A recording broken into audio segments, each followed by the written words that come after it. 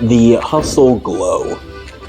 Now, when I look at this ball, I'm still 50-50 on the fence of whether it looks really good or really bad when it comes to physical appearance. The ball itself, I believe, is good. I'll get into that later.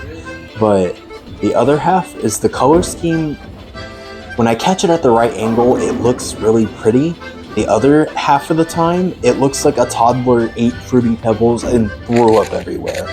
I still don't know, but when you catch it at the right lighting, it looks amazing.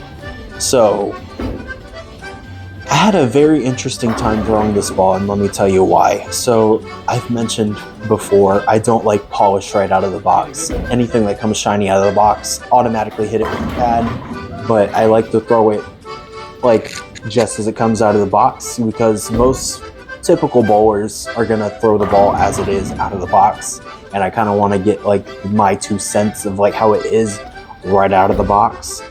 And with that polish, this ball did not move at all.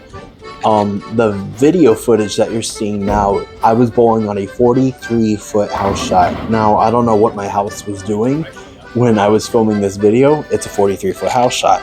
Didn't even know there was such a thing, to be honest, but yet again, it's me. What do I know?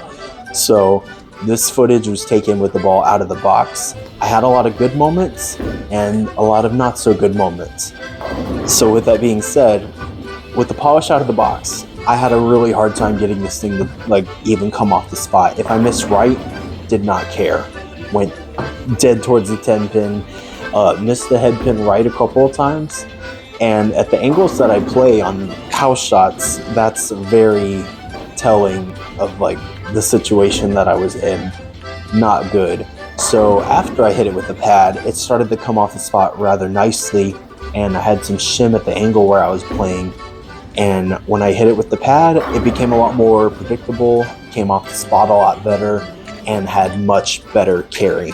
Now, when to use this, primarily I'm using this on house shots, because any lower end, any lower performing ball, hustles, surges, even the ultimate wrecker, if you get the right layout on it, those are going to be your bread and butter on house shots. Now on sports shots, these come into play when the lanes start drying up and you need to keep your angles straight. This wouldn't be my first choice if I had to hook the whole lane on a sports shot, let alone a house. Well, yeah, if I had to hook the lane on sport, had to hook the lane on house, I might opt for something like a Typhoon or something with a bigger core to get the carry better. But with this ball, it still has a purpose, because most house shot bowlers, league bowlers, and even a lot of people on the pro tour, when they got to keep their angles straighter or when they throw it up the boards, this ball looks a lot better there at that part of the lane.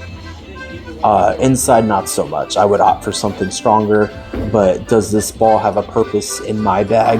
Yes, it does. And once I knocked that polish off, it was very fun to throw a first, second arrow. And with me throwing the ball the way that I do, that's everything to me. It looked really good. Really liked how the paint kind of came off and those swirls were going on and you could see it going through the pins. Love that.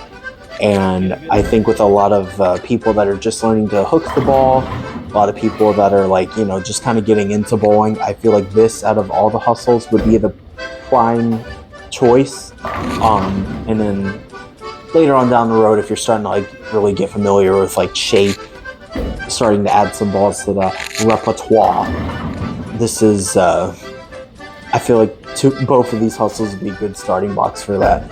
So yeah, that's my 2 cents on the ball, and it was great fun to throw. Get it. Highly recommend it.